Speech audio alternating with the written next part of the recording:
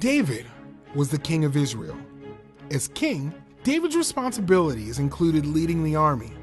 One spring, David sent out the army, and he put another man in charge of this. David stayed in Jerusalem.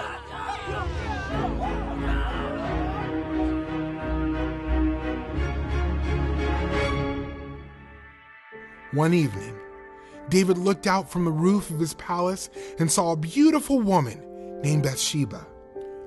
Bathsheba was the wife of Uriah, one of the best warriors in David's army.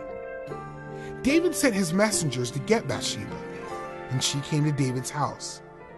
Later, Bathsheba told David that she was going to have a baby. The baby would be David's. David knew what he had done was wrong. David should not have a baby with someone who was not his wife. So David made a plan to make sure no one found out that Bathsheba's baby was his. David called Uriah home from the battle and told him to go spend time with his wife. But Uriah didn't think it was fair for him to relax at home while the other men were at war. He slept on David's doorstep and refused to see his wife. David's plan was not working, so he made up another plan. This time, he instructed Joab, who was leading the army, to send Uriah into the hardest part of the battle so he would be killed. So Joab sent Uriah to the most dangerous part of the battle, and Uriah was killed. David took Bathsheba into his house to be his wife, and she had a baby boy. God knew what David had done, and he was not happy with David. God sent Nathan the prophet to talk to David. Nathan told David a story about a rich man who had many animals. Whenever a traveler came, the rich man did not offer his own animal.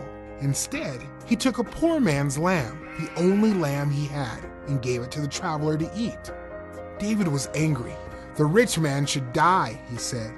You are the man, Nathan said. God had given David a position of great power, but David killed Uriah to take his wife.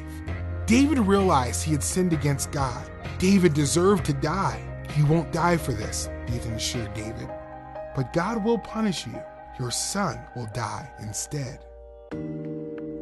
David confessed his sin and prayed, God, create a clean heart for me.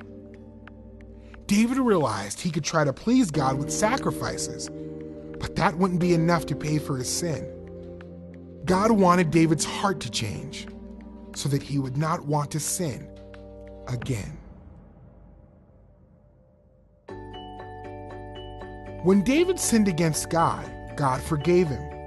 But sin always comes with a price.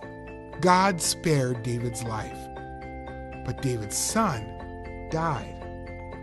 When we sin, we can receive God's forgiveness because God sent his son Jesus to pay the price for our sin. Jesus died the death we deserve so that we could be made right with God.